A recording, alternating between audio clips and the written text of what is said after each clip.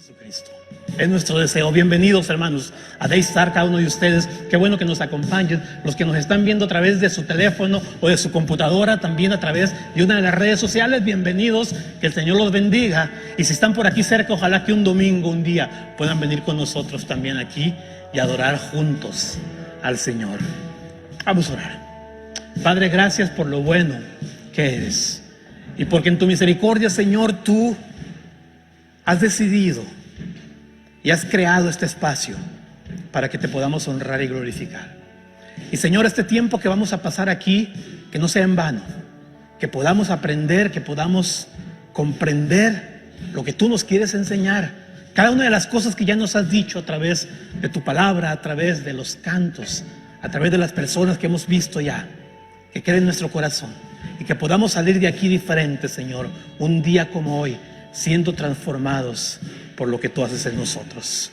Gracias, Señor, en el nombre de Cristo Jesús, nuestro Salvador. Amén. Y así todavía como están puestos de pie, hermanos, lean conmigo el mismo verso que leímos hace un ratito. ¿Qué les parece? Mateo capítulo 2, verso 1 y 2, que es básicamente lo que va a poner así como la base, el fundamento a lo que yo quiero compartir con ustedes este día. Pero léanlo conmigo, ¿ok? ¿Ya despertaron? Si no han tomado café, bueno, cuando salgan de aquí pueden tomarse un café allí. Tal vez ya les va a ayudar a despertar un poco cuando se estén yendo. Pero vamos a leer juntos este verso de la palabra del Señor, si son tan amables. ¿Listos?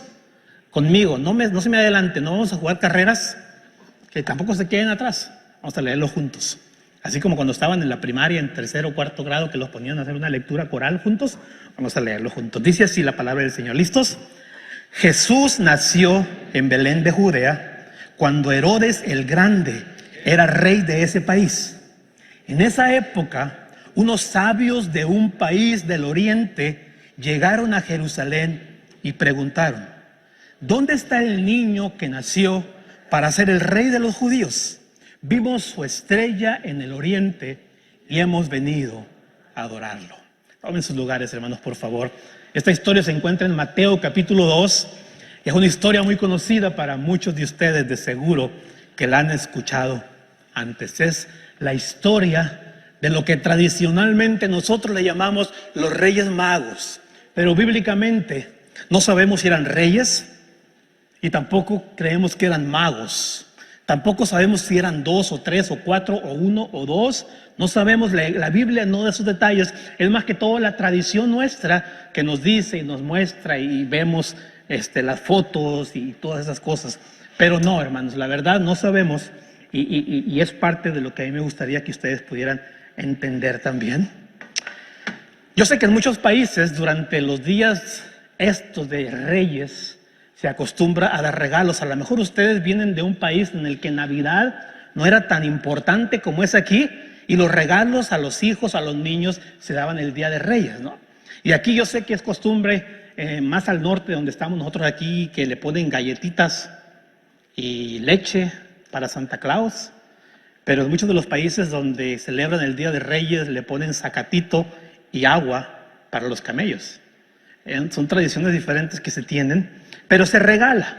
Y yo quisiera mostrarles un par de fotos porque hace unas semanas yo les dije que quién de ustedes le interesaría cooperar para enviar unas despensas de comida a algunas familias en Nicaragua que sabíamos nosotros estaban en necesidad, y algunos de ustedes muy amablemente dieron y enviamos muchas despensas para Nicaragua. Y aquí hay una foto del pastor Manuel y su esposa, bueno, es el pastor y la hermana Odilí, la esposa del pastor, la que está a mano derecha, entregando una de las despensas. Es arroz, frijol, aceite, azúcar, cosas muy básicas, una despensa muy básica. No podíamos hacer mucho más en el momento, pero ahí vemos a un par de familias donde les está entregando. La siguiente fotografía creo que se le entregan a otras personas en esas bolsas.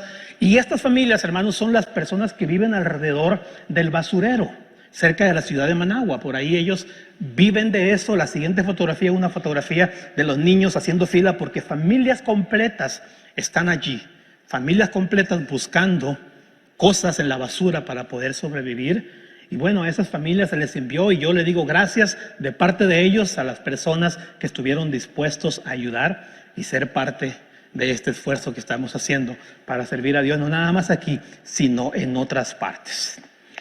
Les decía, de seguro que ya conoces la historia, de seguro que sabes un poquito de la historia de los Reyes Magos o de los sabios del Oriente, como la Biblia se refiere a ellos, pero a mí me gustaría volverla a contar, volverla a leer, y hoy que es 5 de enero, mañana es el Día de los Reyes, bueno, poder recordar esta gran historia.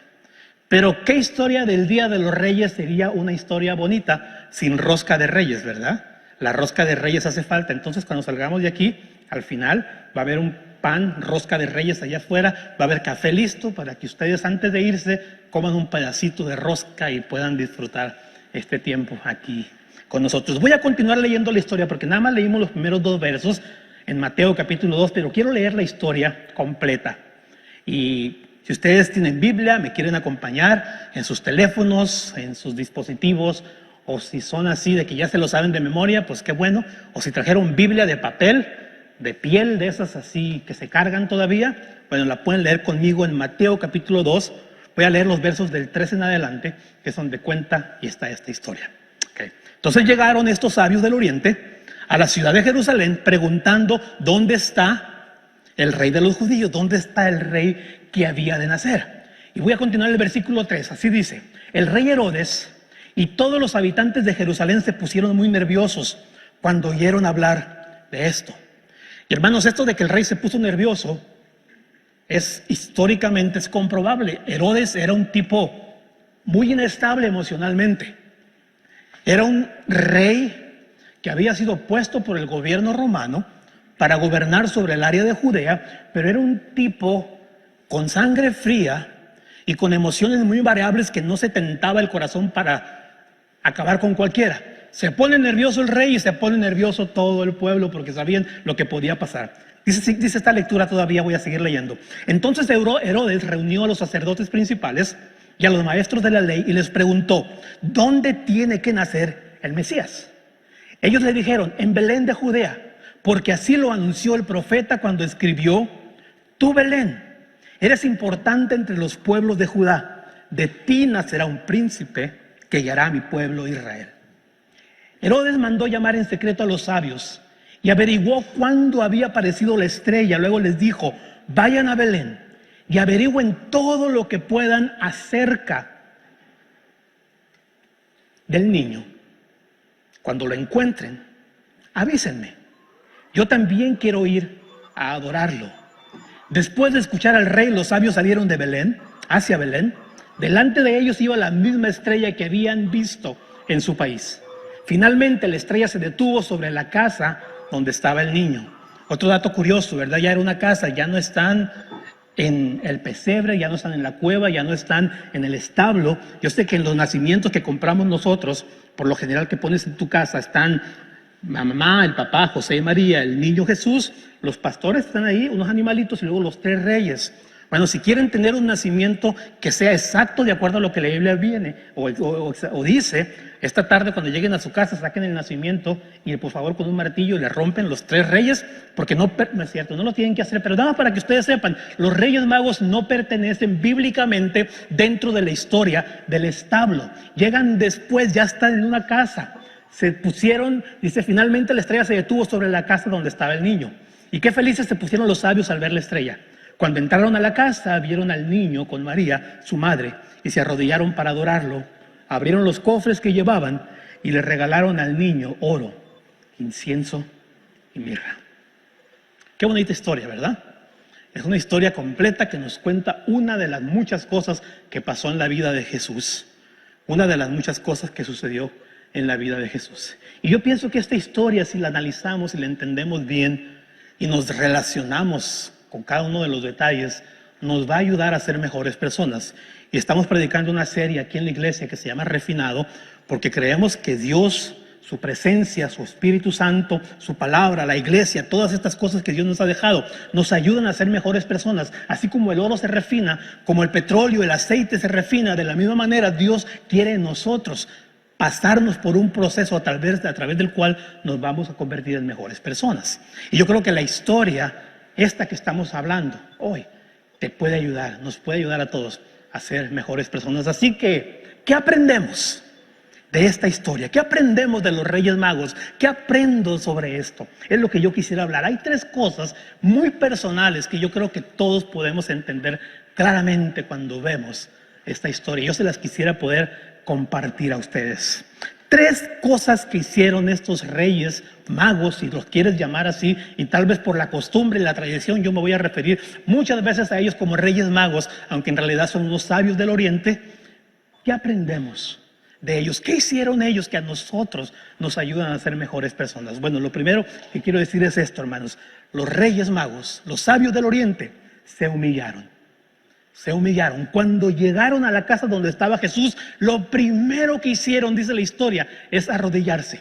Ahora, humillarse, la manera como quiero usar esta palabra, no es en el sentido negativo que muchas personas lo entendemos, así como que dime lo que quieras, pásame por encima, así como si fuera una alfombra, como si fuera un tapete, pisotéame, no me importa. No quiero hablar de ese tipo de humillación como lo entendemos nosotros. Más que todo quiero hablar de humillarse, que sería lo contrario a ser una persona arrogante, a ser una persona que se cree mucho. Quisiera que veamos esto desde ese punto de vista. Se humillaron ante el niño Jesús. En cuanto llegan es lo primero que hacen. Ahora, esta es una manera para ellos de reconocer que ese niño que estaba allí en esa casa, que digamos tal vez tendría entre 1 año y 2 años, ya no es un bebé, ya sería un niño que gatea, que camina, ya es un niño un poquito más que está desarrollando su carácter, su personalidad. Pero ven a ese niño y lo primero que hacen es rendirle prácticamente su vida. Se humillan ante él. Es prácticamente reconocer y decirle a ese pequeño niño: necesito de tu ayuda. No puedo solo. Necesito que me ayudes a continuar en esta vida. Ahora, hermanos, la historia esta que les estoy contando sucedió en el primer siglo, en unas condiciones totalmente distintas y diferentes a la nuestra. Las cosas no eran nada fácil. El Imperio Romano gobierna y había puesto a este hombre llamado Herodes, que no es el mismo Herodes cuando Jesús muere, es otro Herodes aquel. Hubo 4 Herodes en la historia bíblica. Este es Herodes el Grande, no es el mismo después. Bueno, este Herodes lo puso para gobernar, y este Herodes, hermanos, gobernaba con mano dura. Como les dije, mataba a cualquiera que él pensaba que le quería quitar el trono. Por completo era un tipo paranoico, era un tipo totalmente inestable. Lo vemos en la historia esta. En un momento más vamos a ver un poquito lo que sucede después, pero en esta historia se nota la inestabilidad que él tenía. Un pequeño niño que nació, que supuestamente va a ser el rey de los judíos, lo hace que tome decisiones totalmente en contra de cualquier persona normal. Así era Herodes. Él era el que gobernaba en ese momento. Dicen, hermanos, que el gobierno romano había impuesto sobre los judíos un impuesto de entre el 50 y 60% de lo que ellos ganaban. Así que si ustedes piensan que pagamos muchos impuestos aquí en Estados Unidos, en aquel tiempo se pagaba entre 50 y 60% al gobierno romano. Y luego existían los publicanos o los cobradores de impuestos, en la Biblia algunos conocidos como Zaqueo, por ejemplo, o Mateo, que ellos tenían la autoridad de Roma de a ese 50 o 60% todavía agregarle más, y ese era el dinero con el que ellos se quedaban. Es por eso que en la Biblia, cuando decían publicano, cuando decían un cobrador de impuestos, eran personas detestables, como si fueran traidores a la patria. Así los consideraban los judíos. Entonces, las condiciones en las que el mundo está, las condiciones en las que se encuentra en aquel momento el mundo del que nace Jesús, así son más o menos. Ahora, estos magos o sabios del oriente, la Biblia no dice de dónde vienen, dice nada más del oriente. Es muy probable que hayan venido tal vez del área de Babilonia y conocían las profecías bíblicas, conocían lo que sucedía, porque si ustedes han leído un poco en la historia bíblica, el pueblo judío en una ocasión, siglos antes de que naciera Jesús, habían sido desterrados. Había venido un gobierno, había venido un imperio y los había desterrado, los había sacado de su tierra, el imperio babilónico, y ellos habían vivido en Babilonia por muchos años. Tal vez reconocen el nombre de Daniel, el profeta Daniel. Tal vez han oído hablar de Sadrach, Mesach y Abednego, aquellos 3 jóvenes que no obedecieron al rey, sino que estuvieron dispuestos a obedecer primero a Dios antes que al rey. Bueno, esas cosas sucedieron durante el tiempo que estaban en Babilonia, y lo más seguro Es que estos reyes o estos magos o estos sabios, como le quieras decir, venían de esa área, conocían las profecías, conocían la historia, habían oído hablar de Daniel en el foso de los leones, habían oído hablar de Sadrach, Mesach y Abednego cuando los pusieron en el horno ardiente, habían oído hablar de todas esas cosas. Por eso estaban interesados y habían visto algunas de las profecías, conocían las profecías porque el nacimiento de Jesús se había profetizado muchos años antes. Por ejemplo, Isaías 9:6. Isaías 9:6 es una profecía 700 años antes del nacimiento de Jesús.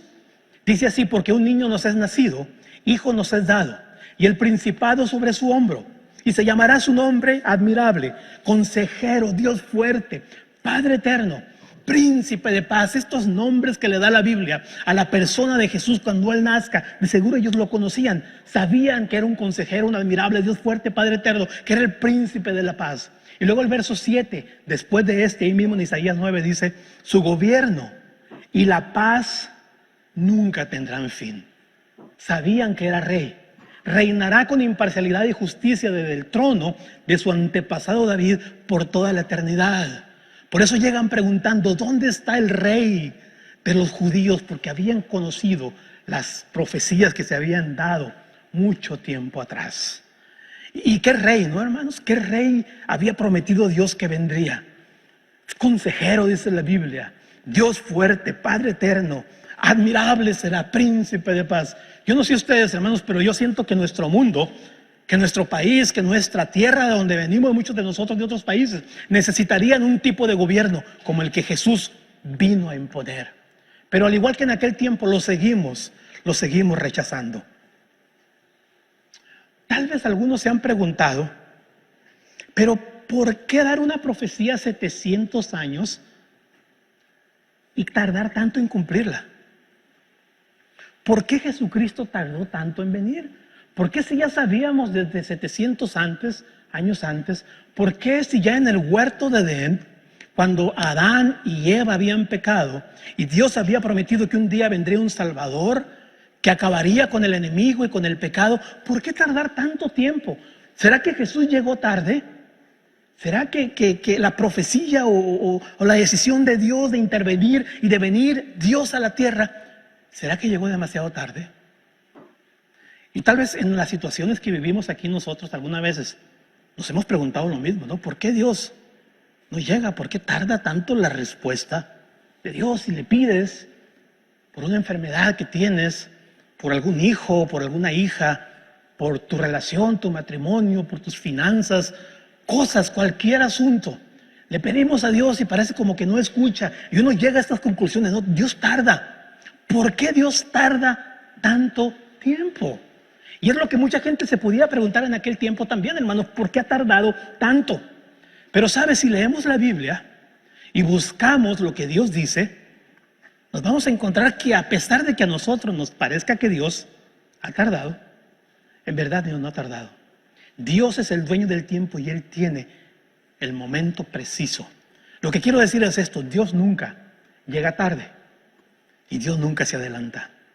El apóstol Pablo en Gálatas 4:4 dijo esto: pero cuando llegó el día señalado por Dios, el día señalado por Dios, que lo había escogido, Dios sabía exactamente cuándo. Él envió a su hijo, que nació de una mujer y se sometió a la ley de los judíos. El día señalado, el día que Dios había escogido.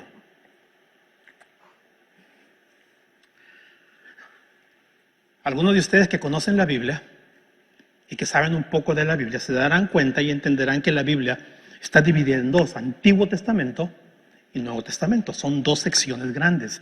Básicamente es antes y después de Jesucristo. Así está dividido.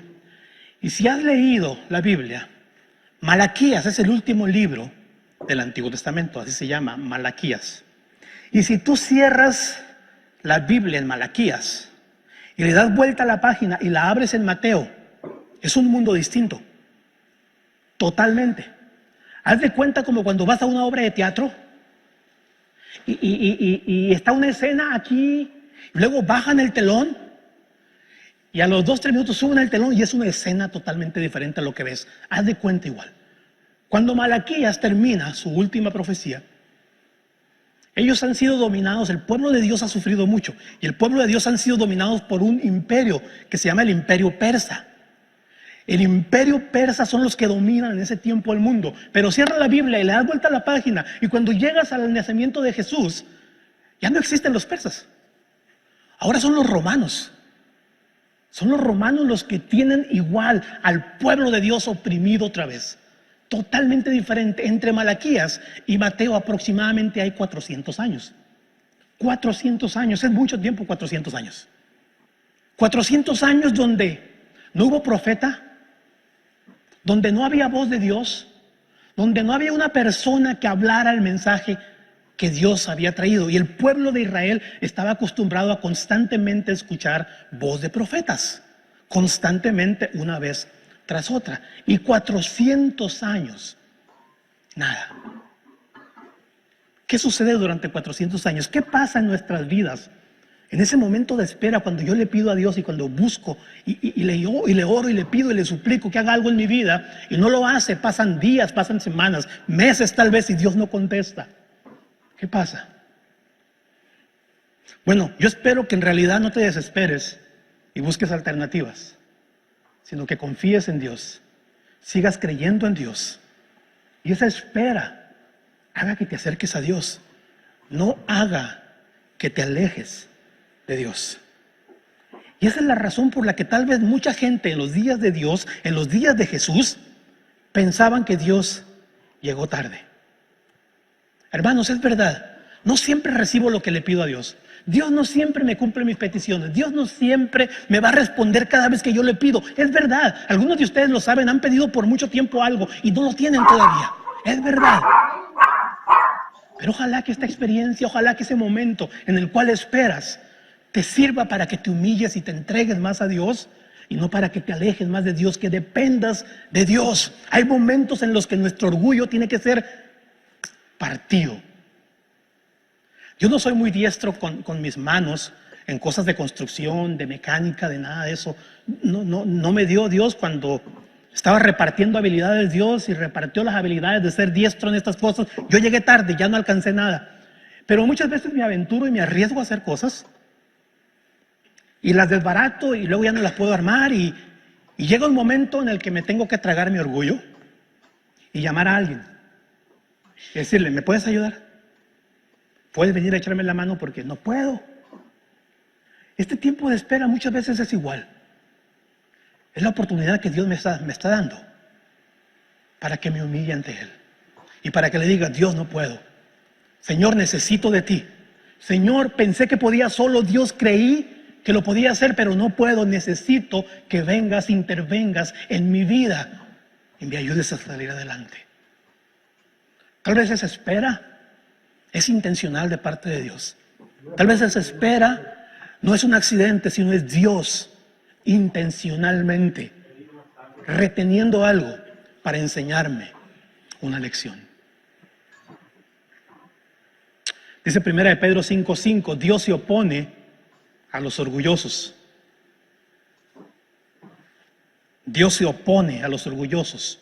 Lo que quiere decir la Biblia, hermanos, es que si tú tienes orgullo en tu corazón, estás directamente en contra de Dios.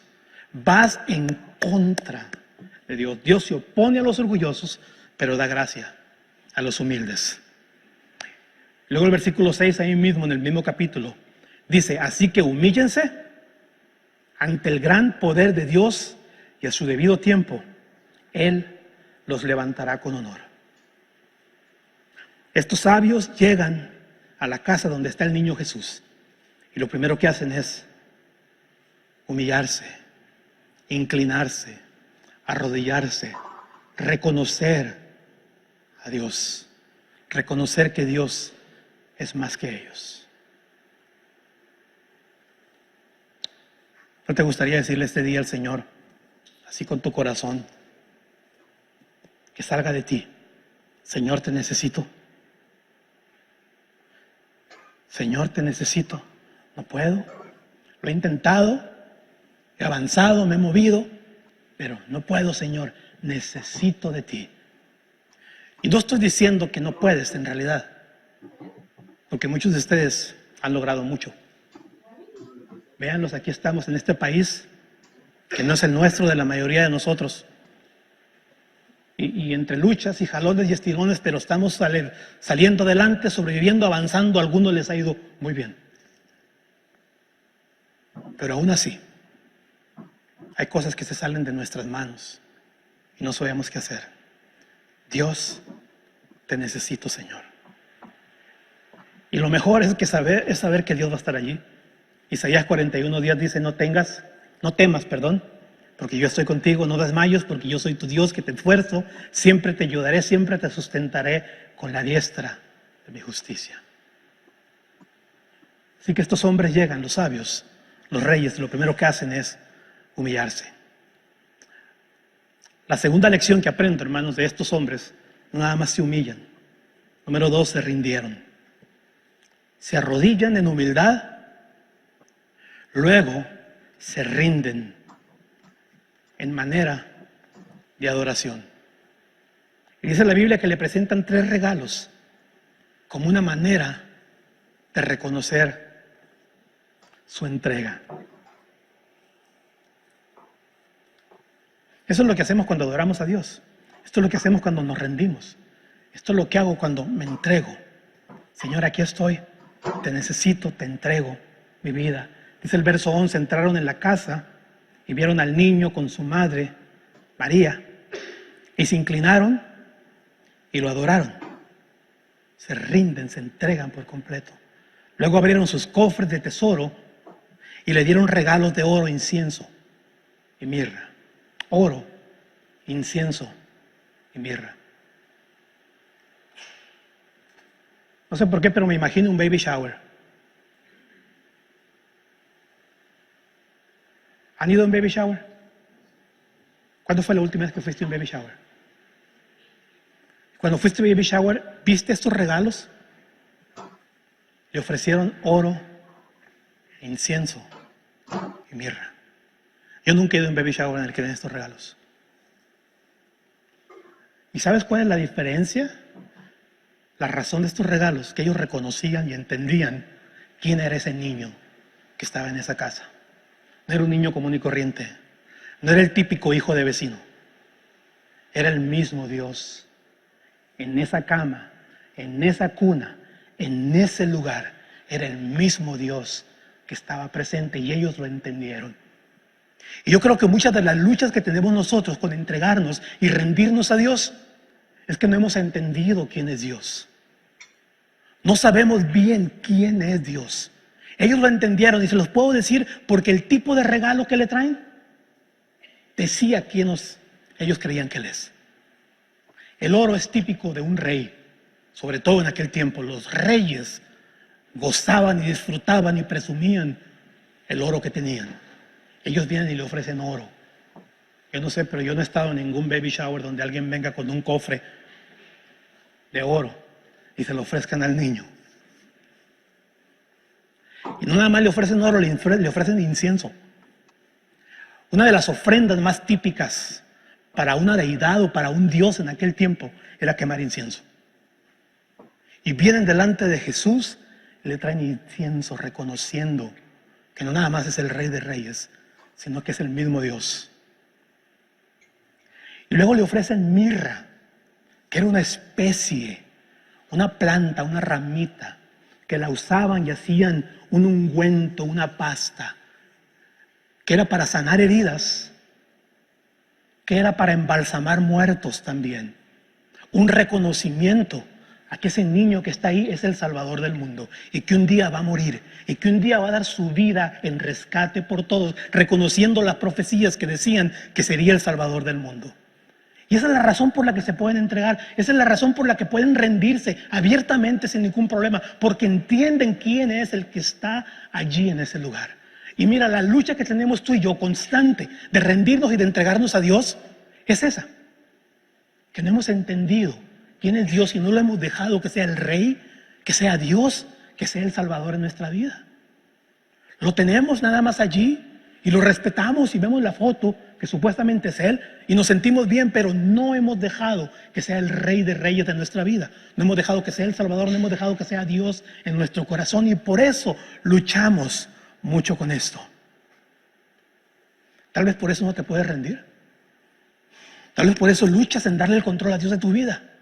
Tal vez por eso quieres estar en control y por eso cada que te desanima, te animamos aquí en la iglesia para que le des el control de tu vida a Dios. Cada que decimos que Jesús es el centro de tu vida, tú luchas con eso.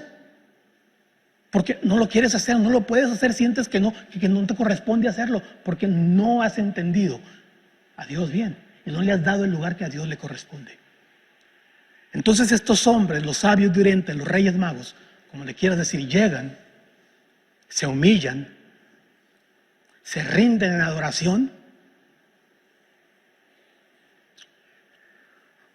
¿Sabes? Hay dos maneras de rendirse, ¿no? Voluntariamente, en la que yo digo, Señor, aquí estoy, te entrego mi vida. Y hay otra manera que a veces sucede en la vida de personas, que es cuando es forzada. Tú te rindes voluntariamente cuando hay dos ejércitos.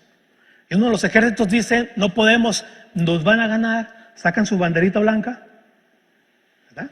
Se rinden, queremos la paz, me rindo, me entrego, lo que tú digas. Pero hay otra manera más violenta. La lucha libre, por ejemplo, ¿han visto la lucha libre? Cuando se agarran unos con otros y se aprietan el cuello y se dan patadas voladoras y se avientan de las cuerdas y le caen encima y por fin lo agarran de aquí, del cuello, y le dices, o te rindes, y está el luchador ahí que no quiere rendirse, pero le aprietan tanto que él termina diciendo, me rindo. Muchos de nosotros estamos en esa lucha. No es voluntario. Y hay ocasiones, no estoy diciendo que a todos les pasa, no es un principio general, pero muchas veces Dios va a tener que agarrarme del cuello para rendirme. Porque la vida que estoy llevando, las decisiones que estoy tomando, la manera en que me estoy comportando no me están ayudando en nada y al contrario van a hacer que destruya a los demás. Y muchas veces Dios tiene que, por la fuerza, rendirnos. Y número 3, vivieron por fe. Entonces se arrodillan, se inclinan, se humillan, se rinden, se entregan. Y la tercera cosa, vivieron por fe. Es otra cosa que hicieron los hombres sabios del Oriente. Vivieron por fe. Ahora, como les he estado diciendo, hermanos, vamos a entender el contexto bíblico de lo que está pasando, porque viendo la foto, viendo nada más el pesebre, la cueva y los animalitos, no entendemos bien todo. Pero a veces hay que entender un poco y ver el contexto general de lo que está pasando, ¿no? Porque lo que están viviendo estos hombres sabios del Oriente no es nada fácil. Nada fácil. Primero, ya son mayores. No son niños chiquitos, son hombres ya de edad. Son hombres exitosos, educados, con dinero. El tipo de regalo que traen, podemos decir que son con dinero. Ya han logrado mucho en la vida, son personas realizadas. Y aún así llegan a esta casa y delante de un niño que lo máximo que pudo haber tenido fueron 2 años, se rinden, se humillan y se entregan, lo adoran, le piden ayuda, piden dirección y lo reconocen como rey. Qué tremendo, ¿no? ¿Cuándo fue la última vez que tú fuiste y le pediste consejo a un niño de 2 años? ¿Cuándo fue la última vez que no sabías qué hacer en la vida? Que tenías problemas con tus hijos o en tu matrimonio. Y llamaste a un grupo de 5 o 6 niños entre 1 y 2 años y los sentaste alrededor de ti para preguntarle a ver qué deberías hacer. ¿Cuándo fue la última vez? Y aquí tenemos a estos hombres que lo habían logrado todo, exitosos en la vida, viniendo frente a este niño, arrodillándose, rindiéndole culto, poniendo sus vidas en sus manos, diciéndole, te necesito. Ellos entendían quién era ese niño. ¿Qué harías tú si yo te dijera que mi consejero principal es un niño de 1 año y medio? ¿Qué harías si yo te dijera que cuando hay problemas aquí en la iglesia, yo vengo con un niño de aquí, pequeño, y le pido consejo que me ayude? Te reirías, ¿no? Lo he hecho. Esta mañana me reuní con Sebastián López porque quería que me explicara algunos problemas que tenemos en el mundo. Que me explicara qué podemos hacer con esta guerra que parece inminente. ¿Qué vamos a hacer con el asunto de migración? ¿Qué vamos a hacer con tantos problemas que hay? Él es Sebastián López. Y se rió muchas veces. Pero aquí tenemos a estos hombres haciendo exactamente eso. Porque no es un niño común y corriente. No es un bebé. Es el Hijo de Dios que había dejado el cielo y su trono y había venido a buscarnos. Eso se llama fe. Porque mira, Jesús es un bebé, es un niño de 2 años. Todavía no había sanado ningún enfermo. Todavía no había levantado ningún muerto. No había convertido el agua en vino. Nada de las grandes cosas que tú has escuchado de Jesús las había hecho. No tenía Instagram, no tenía Facebook, no tenía 1,000 o 1,000 millones de seguidores. No tenía videos en YouTube para que la gente los viera y pudiera entender quién es él. Nada de eso. Es un bebé de 2 años. Y por fe estos hombres se humillan, se arrodillan, lo adoran y se entregan y se rinden a él por fe. Porque la fe es hacia adelante, la fe es futuro. Si le das gracias a Dios por lo que no tienes, eso es fe. Si le das gracias a Dios por lo que tienes, eso no es fe, eso es agradecimiento porque ya lo tienes. Y estos hombres por fe hacen esto delante de Dios. Por eso digo, se humillan, se rinden y aprenden a vivir por fe.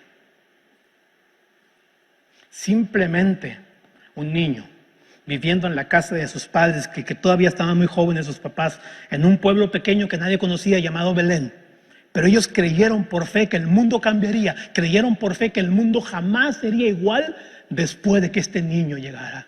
Dice la Biblia en Hebreos 11:1, es pues la fe, la certeza de lo que se espera, la convicción de lo que no se ve. La fe es creer que algo de verdad va a suceder, que algo de verdad está aquí. Y ellos creen perfectamente. Hebreos 11:6 después dice, pero sin fe es imposible agradar a Dios. Sin fe es imposible agradar a Dios. Déjame decir esto, la fe es algo práctico, no es un concepto abstracto.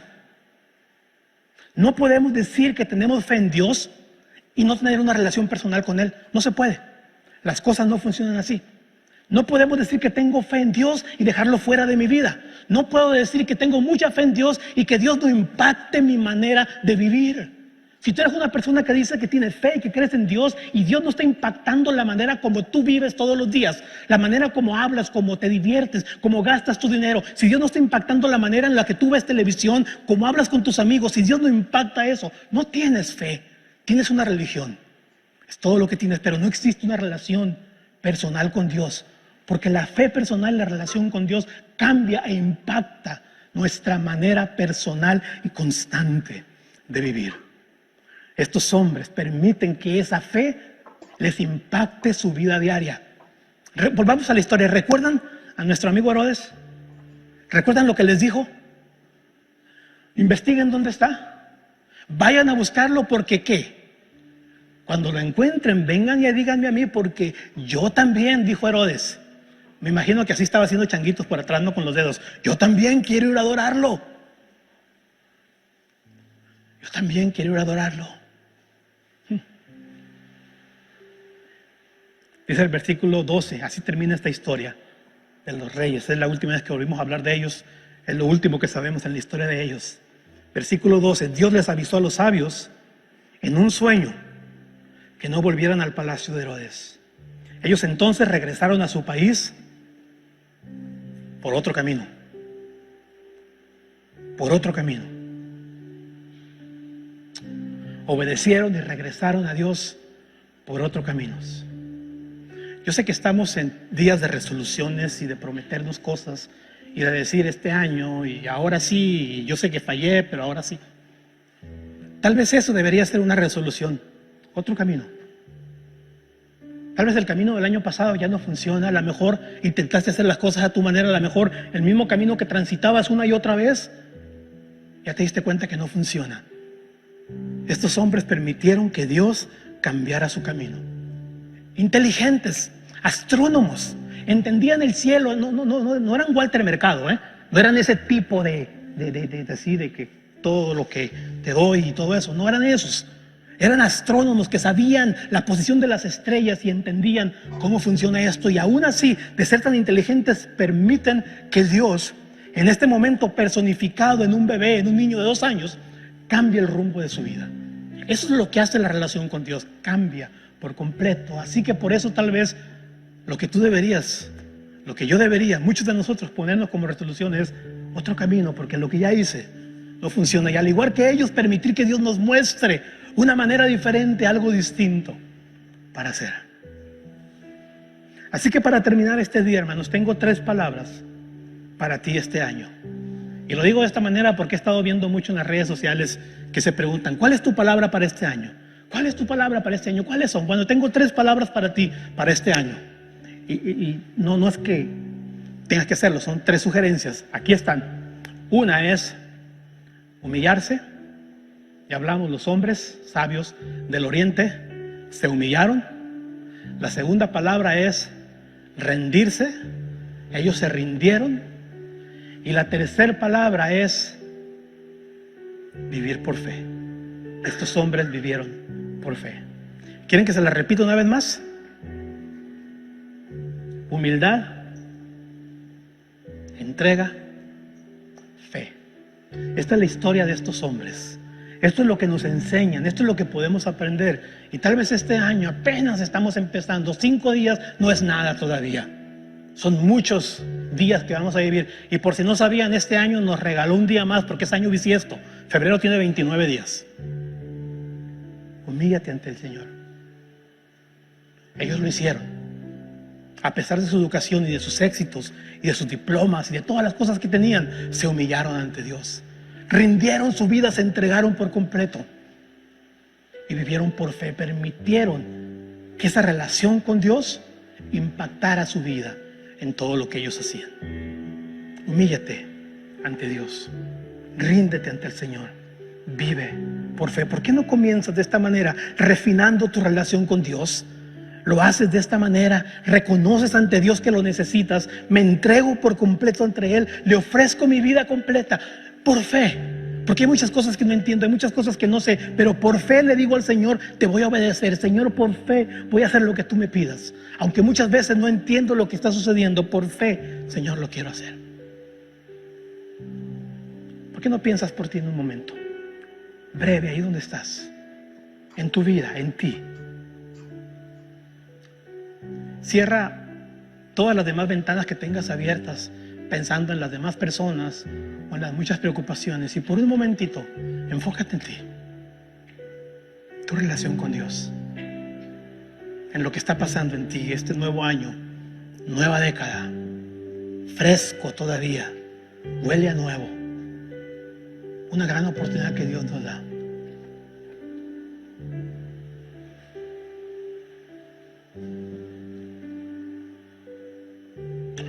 Humíllate ante Dios, prácticamente es decirle: Señor, te necesito. Señor, necesito de ti. No puedo continuar solo. Ya me di cuenta que lo he intentado. Necesito de ti, Señor. Y humillarse ante Dios no quiere decir que soy débil, que no puedo. Es simplemente reconocer que Dios es más que yo, que Dios tiene más que yo, que Dios puede más que yo y que Él va a estar ahí. Ríndete ante Dios, ríndete, entrégate ante Dios, adóralo. Él lo merece, Él es el único digno de esto, nadie más, nadie de los que estamos aquí merece nada de eso. Y por fe hazle una promesa al Señor: Señor, quiero estar aquí. Señor, a veces es complicado, pero lo quiero hacer. Y mira, el Señor te va a ayudar. Dios va a estar ahí. Y Dios te va a acompañar en todo este proceso de vida. Dios te va a acompañar en las decisiones que tienes que tomar, en todo lo que tengas que hacer. Señor, este día venimos ante ti, cada uno de nosotros aquí, Señor. Reconocemos que tú eres Dios, nosotros no somos Dios, yo no soy Dios, nadie de los que está aquí, solamente tú. Señor, nos queremos humillar frente a ti. Queremos humillarnos por completo ante ti, Señor. Queremos rendirnos, no por la fuerza, no porque alguien me obliga, me quiero rendir ante ti porque es necesario, es lo que debo hacer.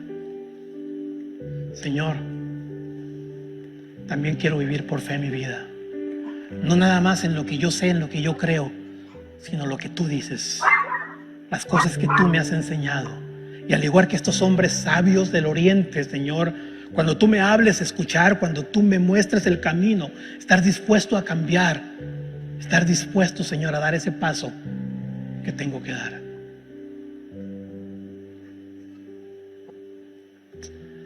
Habrá alguien aquí este día que, al igual que los sabios, reconocen a Dios, se humillan ante Él.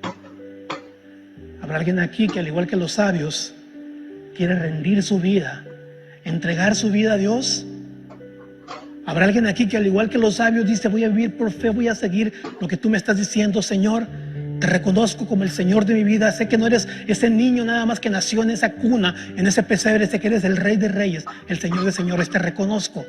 Habrá alguien aquí que lo quiera hacer y que quiere decir: yo quiero dar un paso que me acerque más a Dios. Yo quiero regalar mi vida este día delante de Dios, este primer domingo. Lo quiero hacer. Si hay alguien aquí que lo quiere hacer, quiero orar por ti. Me gustaría orar contigo. Y es nada más una manera simbólica de decirle a Dios públicamente aquí: yo me quiero acercar a ti. ¿Es donde está? Nada más. Quiero ver tu mano, quiero orar por ti. Es todo lo que quiero hacer. Dios te bendiga, gracias. Dios te bendiga. Dios te bendiga, gracias. Es un reconocimiento público, tuyo, personal, que estás haciendo. No es un compromiso conmigo, es un compromiso con Dios. Padre, gracias, Señor, porque tú eres Rey de Reyes y Señor de Señores. Señor, no eres un niño nada más. Tú naciste para cumplir el plan de Dios. Tú naciste y llegaste aquí, Señor, para cumplir tu propósito en nuestra vida. Gracias, Señor. Y cada persona que este día, Señor, en obediencia, rindiéndose a ti, Señor, han hecho un compromiso contigo, levantando su mano ahí en su corazón, lo han hecho, Señor. Bendice esa vida, esa decisión, Señor, ese deseo de acercarse más a ti, ese deseo de buscar más de ti, Señor, bendícelo. Y que cada petición y cada deseo de ese corazón tú lo cumplas, Señor. Gracias, Padre, por lo bueno y lo grande y maravilloso que tú eres con nosotros.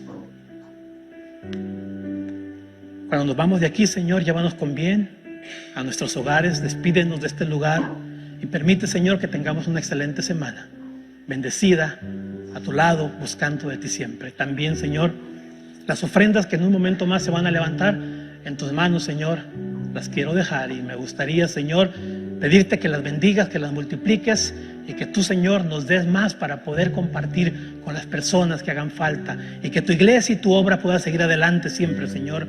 Y gracias por cada persona que siempre con fidelidad ayudan y respaldan y son fieles a ti, Señor, dando de sus recursos para todos, Señor. Gracias, Padre, por este día, y gracias por la bendición de estar aquí en este lugar. En el nombre de Cristo Jesús, nuestro Salvador. Amén.